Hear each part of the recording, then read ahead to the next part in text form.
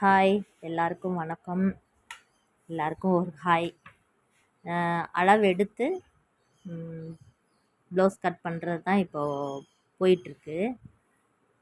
என்னோட மெத்தேடில் நான் சொல்கிறேன், ஓகேங்களா? ஃபஸ்ட்டு உயரம் 14 இன்ச் மார்க் பண்ணுறேன். நோட்டில் எடுத்துகிட்ருக்கேன் நான். 14 இன்ச் உயரம்.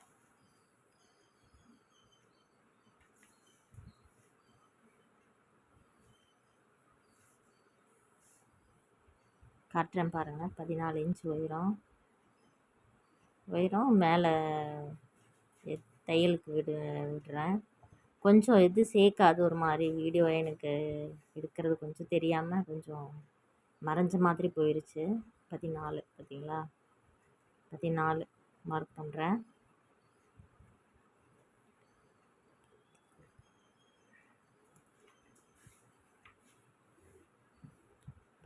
இன்ச்சுக்கு அது மார்க் பண்ணிவிட்டு மேலே தையலுக்கு 1/2 இன்ச் விடுறேன். 1/2 இன்ச் மார்க் பண்ணுறேன் பாருங்கள்.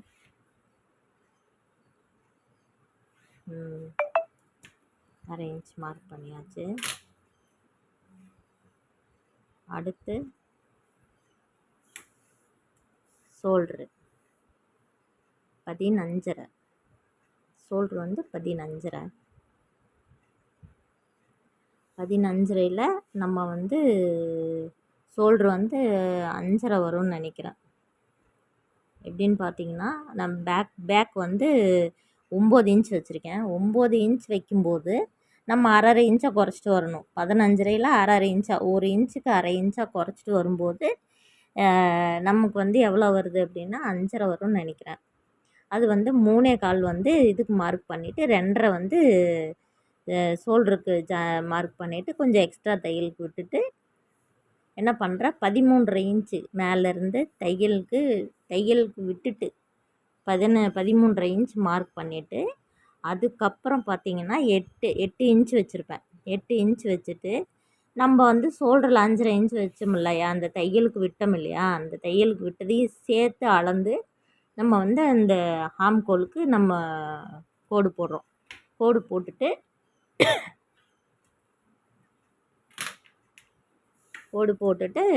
இடுப்பு மார்பு சுற்றளவு எடுக்கிறோம். மார்பு சுற்றளவு 39.5 வரும்னு நினைக்கிறேன். 39.5 வரும்போது 10க்கு ஒரு புள்ளி கம்மியாக வரும். 10க்கு ஒரு புள்ளி கம்மியாக வரும். அது 4 நம்ம டேப்பில் அளந்து போட்டோம் அப்படின்னா நமக்கு ஈஸியாக கால்குலேஷன் பண்ணிக்கலாம். பண்ணிவிட்டு அதை அப்படியே வைக்கிறேன். பார்த்தீங்களா, 10க்கு ஒரு புள்ளி கம்மியாக வருதா? அது அளவு 1.5 இன்ச்சு தையல் அளவு விட்டுட்டு நான் என்ன பண்ணுவேன்னா, அதுக்கு கீழே இடுப்பு அளவு எடுத்து அப்படியெல்லாம் நான் மார்க் பண்ண மாட்டேன். நான் எப்போவுமே 1.5 இன்ச் அதிகமாக விட்டுட்டு அதுக்கு ஸ்ட்ரைட்டாக இன்னும் கொஞ்சம் கிராஸாக போட்டுக்குவேன், மார்க் பண்ணிப்பேன். இப்போ போட்டிருக்கேன் பார்த்தீங்களா இடுப்பு அளவுக்கு.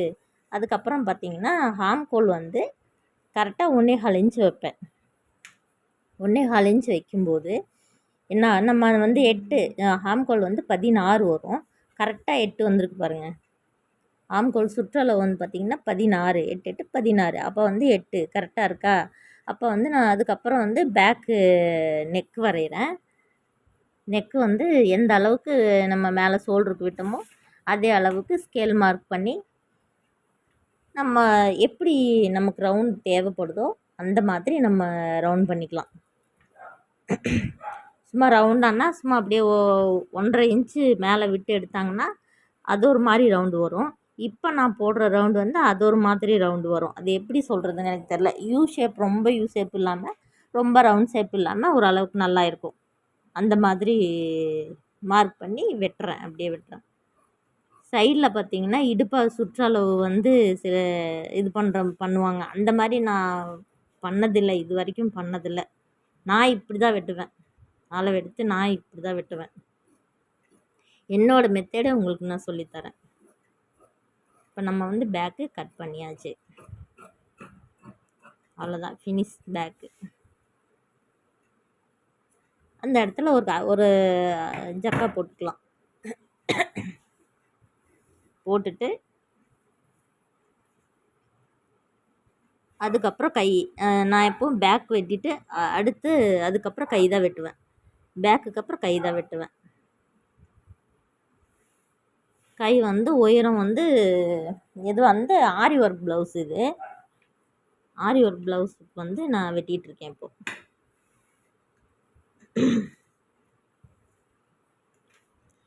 கை உயரம் வந்து 10 இன்ச்சு.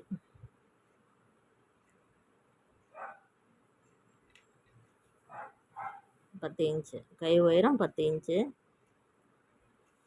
அதே மாதிரி தான் அளவு 10 இன்ச்சு வச்சுட்டு கீழே தையலுக்கு வச்சுட்டு மேலே தையலுக்கு 1/2 இன்ச்சு விட்டுட்டு நம்ம ஹாம்கோல் வந்து அந்த இறக்கம் இருக்குது பார்த்தீங்களா, நிறைய பேர் ஒரு மாதிரி இது பண்ணுவாங்க. நான் உடம்புக்கு தகுந்த மாதிரி வச்சுக்குவேன். இந்த பொண்ணு நல்லா பாடி இருப்பாங்க, ஓரளவுக்கு பாடி இருப்பாங்க. 40 வருது அப்படிங்கும்போது அவங்களுக்கு தாராளமாக 3 வைக்கலாம், இல்லைன்னா 2.25 வைக்கலாம். 2.25 வைக்கும்போது தைக்கும்போது 3 வந்துடும். 2.25 தான் இப்போ நான் வச்சுருக்கேன். அப்படியே கையை நான் வரைஞ்சிப்பேன். அவ்வளோதான் கை வேலை முடிஞ்சிச்சு. கை வெட்டியாச்சு. இது வந்து ஜாயின் போட வேண்டி வரும். எப்படின்னு பார்த்தீங்கன்னா, இப்போ வந்து அந்த பொண்ணு இப்போயே பாடி அப்படிங்கும்போது நாளைக்கு அவங்க வந்து சப்போஸ் கன்சீவாக ஆகுறாங்க அப்படிங்கும்போது ஒரு வளகாப்புக்கே போடுறாங்க அப்படிங்கும்போது சப்போஸ் அவங்களுக்கு உடம்பு வந்துருச்சுன்னா கூடமோ நம்ம பிரித்து விட்டு போடுற மாதிரி தான். நம்ம நல்லாவே தையல் போக மறுபடியும் 1.5 இன்ச்சு வந்து நான் ஜாஸ்தியாக விட்டுருவேன். ஆனால் அவ்வளோ விடக்கூடாதுன்னு தான் சொல்லுவாங்க, ஆனால் நான் விட்டுருவேன். சரி இருக்கட்டும் அப்படின்னு சொல்லிட்டு. மேரேஜ் ப்ளவுஸ்னாலே அந்த அளவுக்கு விட்டால் தான் கொஞ்சம் நல்லாயிருக்கும். ஏன்னா சப்போஸ் அவங்க பிரித்து கூட அவங்க போட்டுக்குவாங்க. போட்ட அளவு இது பண்ணியாச்சு. சைடில் பார்த்திங்கன்னா நேராக வெட்டிட்டு நம்ம வந்து ஜாயின் போட வேண்டியது வரும்.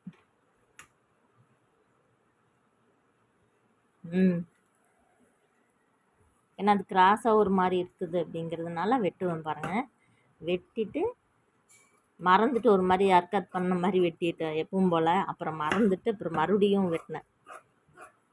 மறந்துட்டேன் நான். மேலே ஒரு அர்க்கட் பண்ணிக்கலாம். சைடு ஜாயிண்ட் போடணும். இதை சொல்கிறேன் பாருங்கள், சைடு ஜாயிண்ட் போடணும்.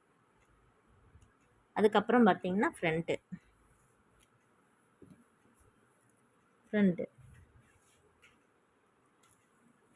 வந்து எப்பயுமே நம்ம போட்டு வெட்டும்போது நம்ம பக்கம் வந்து ஓப்பன் டைப்பில் மடிச்சிருப்போம் பாருங்கள், அந்த அந்த அந்த மாதிரி கிளாத் போட்டுக்கணும். நம்ம பக்கம் அடுத்த பக்கம் ஃபோல்ட் பண்ண மாதிரி இருக்கும், நமக்கு ஆப்போசிட் சைடு அந்த மாதிரி போட்டுக்கணும். நான் இப்படி தான் கிராஸ் போடுவேன். ஹெவியாக கிராஸ் கேட்டாங்க அப்படின்னா தான் கொஞ்சம் அந்த பக்கம் ஆப்போசிட்டில் போடுவேன். இது வந்து நார்மலான கிராஸாக இருக்கும், ரொம்ப கிராஸாக இருக்காது, நார்மலான கிராஸாக இருக்கும். ஏன்னா போட்டு ரொம்ப ஓவர் கிராஸ் போடும்போது ரொம்ப ஒரு மாதிரி இருக்கும். அதனால் இந்த நார்மல் கிராஸ் நல்லாயிருக்கும் ப்ளவுஸ் போடுறதுக்கு. இப்படி 4 பக்கமும் வரைஞ்சிடணும்.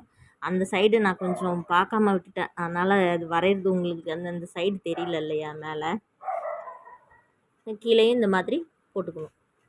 அந்த எப்படி ப்ளவுஸ் நம்ம பேக் எப்படி வெட்டுறோமோ அதே மாதிரியாகவே போட்டு அதே மாதிரி மார்க் பண்ணிக்கிங்க. மார்க் பண்ணிவிட்டு அதுக்கப்புறமா என்ன பண்ணுறீங்க அப்படின்னா, நம்ம பேக் நெக் இருக்கியா, அந்த நெக்கு வந்து நமக்கு கரெக்டாக தெரியணும் இல்லையா. இல்லைன்னா நம்ம ஒன்று கிராஸாக போடுவோம், ஒன்று இப்படி போயிடும், இன்னும் அப்படி போயிடும். அதனால் வந்து ஸ்கேல் வச்சு ஒரு மார்க் ஒன்று போட்டுக்கோங்க. போட்டுட்டு என்ன ஃப்ரண்ட் நெக் வருதோ அதை விட ஒரு 1/4 இன்ச் மேலே வைங்க. 6.5 வருது அப்படின்னா 6.25 வைங்க. 6.25 வச்சுட்டு அதுக்கப்புறம் பார்த்தீங்கன்னா ஃப்ரண்ட்டுக்கு வந்து தையலுக்கு விட்டுட்டு 13.5 இன்ச் அளந்து அங்கே ஒரு மார்க் பண்ணிக்கோங்க. இப்போ வந்து நான் ஃப்ரண்ட் நெக் வரைகிறேன்னா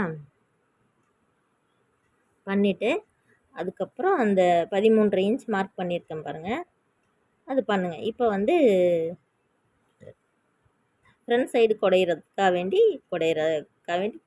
குடஞ்சி மார்க் பண்ணிகிட்ருக்கேன். 13.5 இன்ச்சில் ஒரு மார்க்கு நம்மளுடைய ஜஸ்ட்டு கீழே அளவு 13.5 வரலாம், சில பேருக்கு 14 வரலாம். இப்போ நெக்லேருந்து 1.5 இன்ச் மட்டும்தான் நான் மேலே ஏற்றுவேன். இந்த சைடு பார்த்திங்கன்னா 2 இன்ச் வைப்பேன். அதுக்கப்புறம் 3 இன்ச்சு என்ன அளவு நம்ம ஜஸ்ட்டு அளவு அந்த சென்டர் அளவுக்கு வந்து 3 இன்ச் தான் எப்பயுமே நான் வைப்பேன். 3 இன்ச் வச்சுட்டு நமக்கு டாட் பிடிக்கிற அளவு நமக்கு தெரியும் இல்லையா, ஒருத்தவங்க பாடி மெஷர்மெண்ட் எடுக்கும்போது நமக்கு தெரியும், நமக்கு வந்து அவங்களுக்கு இவ்வளோ தான் வரும் அப்படின்னு நமக்கு தெரியும் அந்த டாட்டுக்கு. அதனால் 1.5 இன்ச்சு 1.5 இன்ச் 3 இன்ச் வச்சுருக்கேன் டாட்டுக்கு. இங்கே மார்க் பண்ணி அப்படியே ரவுண்டாக கொண்டு போயிட்டேன்.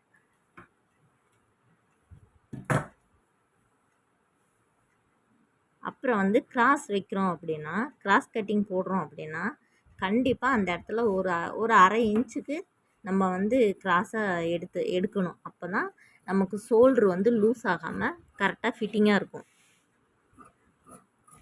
இதுக்கு வந்து என்னன்னு கேட்டிங்கன்னா, இதுக்கு வந்து கைக்கு மட்டும்தான் நான் வந்து ஆரி ஒர்க் பண்ணியிருப்பேன். அதனால் நல்லா ஈஸியாக இதுக்கு வந்து எப்போது நார்மலான ப்ளவுஸ் வெட்டுற மாதிரியே நம்ம வெட்டுறோம். இதுவே வந்து நெக்குக்கும் நம்ம வந்து ஆரி ஒர்க் போட்டிருந்தோம் அப்படின்னா நம்மளுடைய கட்டிங்கே இன்னும் கொஞ்சம் வேறு மாதிரி இருக்கும். அது உங்களுக்கு கூடிய சீக்கிரம் நான் மெசேஜ் பண்ணுங்கள், அந்த மாதிரி கட்டிங் போடணும் அப்படின்னு சொன்னால் கண்டிப்பாக நான் பண்ணுறேன்.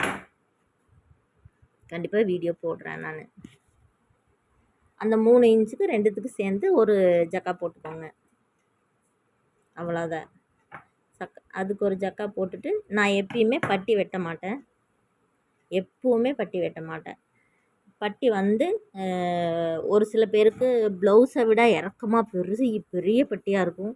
சில பேருக்கு ப்ளவுஸுக்கு அளவாக பேக் நெக்குக்கு அளவாக அழகாக இருக்கும். நான் எப்பயுமே அளவு டாட் பிடிச்சி தைச்சி அந்த டாட்டெல்லாம் தைச்சி எல்லா வேலையும் முடிச்சதுக்கப்புறம் தான் நான் வந்து அளவு அளந்து தான் பட்டி வைப்பேன் நான். இப்போ வந்து கைக்கு வந்து அந்த கைக்கு இந்த ஆரி ஒர்க் நான் பண்ணது தான். ஷார்ட்ஸ் வீடியோவில் நான் இது போட்டிருக்கேன், இதை அப்லோடு பண்ணியிருக்கேன், பாருங்கள்.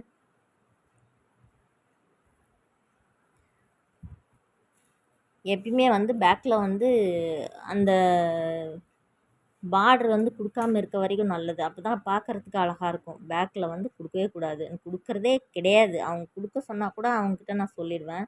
ஆனால் ரொம்ப பெரிய பார்டர் இருந்துச்சுன்னா மட்டும் கொஞ்சம் கஷ்டம், ஏன்னா துணி கொஞ்சம் பத்தாமல் இருக்கும். ஆனால் எனக்கு இந்த துணி கொஞ்சம் தாராளமாகவே இருந்தது, நல்லாவே இருந்தது. அளவாக வெட்டி எடுத்துட்டேன். ஏன்னா இதில் வந்து பேட்டர்ன் தான், இதில் பெரிய பேட்டர்ன் கிடையாது, அது ரொம்ப சிம்பிளான பேட்டர்ன் தான். நான் பார்டர் ஏதாவது தேவைப்படும் அப்படின்னு சொல்லிட்டு எடுத்தேன், ஆனால் நான் யூஸ் பண்ணவே இல்லை.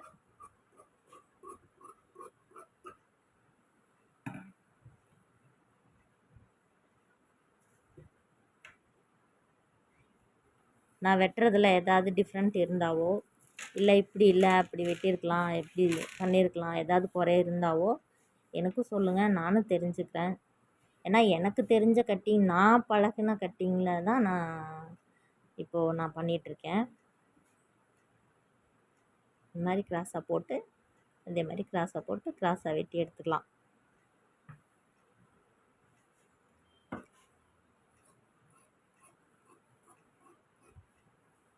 எப்படி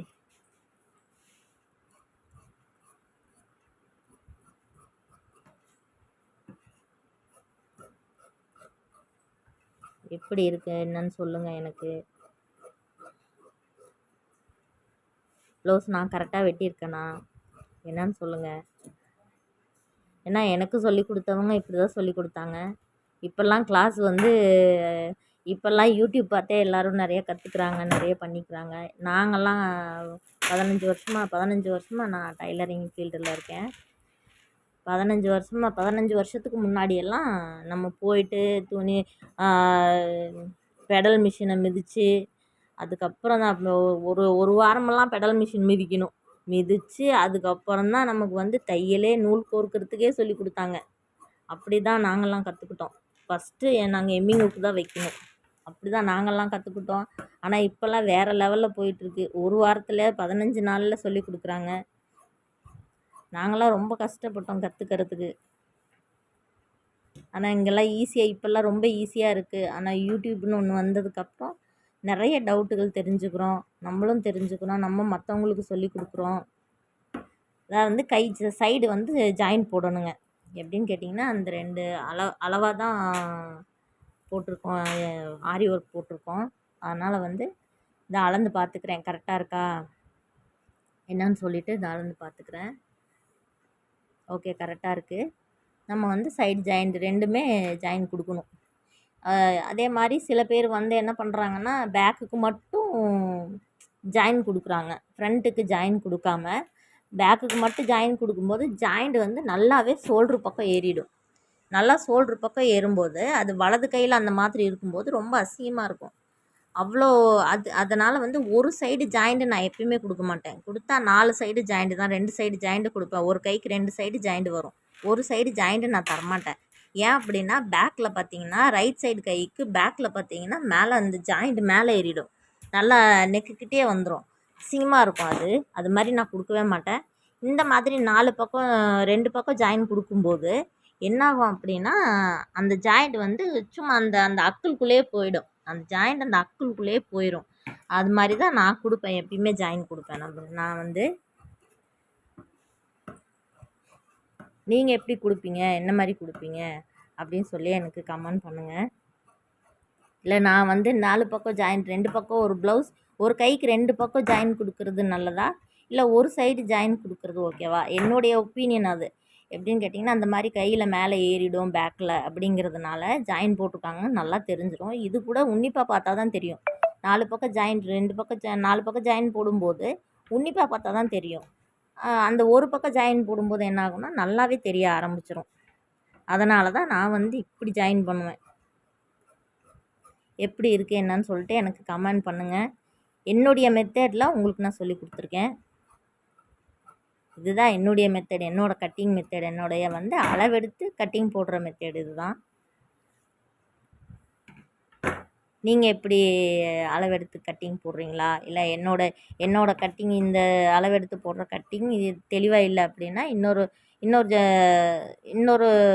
இது கூட நான் வந்து போடுறேன், இன்னொரு வீடியோ கூட நான் போடுறேன். ஏன்னா நான் ஃபஸ்ட் டைம் இந்த மாதிரி வீடியோவுக்கு வாய்ஸ் கொடுக்குறேன். எனக்கு எப்படி கொடுக்கணுன்னு கூட உண்மையிலே தெரியாது. எனக்கு தெரிஞ்ச மாதிரி நான் பேசிகிட்ருக்கேன். எனக்கு இப்படி தான் பேச வரும், நான் பேசிகிட்ருக்கேன். எது குறைகள் இருந்தாலும் மன்னிச்சுக்கோங்க. வெட்டியாச்சு, ஃபினிஷிங். நான் வந்து தைக்கிற வீடியோ வந்து நான் வீடியோ எடுக்கலை, அதனால் தைக்கிற வீடியோ போட முடியல. கண்டிப்பாக இனி வேறு ஒரு வீடியோ ஸ்டிச் பண்ணுற வீடியோ நான் கண்டிப்பாக உங்களுக்கு நான் போடுறேன். எப்படி இருக்குது என்ன மாதிரி இருக்குதுன்னு சொல்லிட்டு எனக்கு கமெண்ட் பண்ணுங்கள் ஃப்ரெண்ட்ஸ். எனக்கு கொஞ்சம் சப்போர்ட் பண்ணுங்கள். எனக்கு தெரிஞ்ச வேலையை நான் வந்து 4 பேருக்கு சொல்லி தரணும்னு நான் ஆசைப்பட்றேன். அதனால் இந்த அளவுக்கு எனக்கு தெரிஞ்ச அளவுக்கு நான் வீடியோவை நான் போட்டிருக்கேன். எப்படின்னு சொல்லி எனக்கு சொல்லுங்கள், கமெண்ட் பண்ணுங்கள். எனக்கு நல்லதாக இருந்தாலும் கெட்டதாக இருந்தாலும் கமெண்ட் பண்ணுங்கள், சப்போர்ட் பண்ணுங்கள், லைக் பண்ணுங்கள். ஓகே ஃப்ரெண்ட்ஸ், இந்த வீடியோ இதோட முடிய போகுது. நீங்கள் எப்படின்னு சொல்லிவிட்டு பார்த்துட்டு என்னோடய வீடியோ பார்த்து நான் ஒருத்தவங்க கற்றுக்கிட்டாலும் எனக்கு ரொம்ப சந்தோஷமே. இந்த வீடியோ இதோட முடிய போகுது. ஓகே ஃப்ரெண்ட்ஸ், பாய். நல்ல முறையாக பார்த்து கற்றுக்குங்க. என்ன வீடியோ இருந்ததுன்னா சொல்லுங்கள், நான் போடுறேன். ஓகே, பாய்.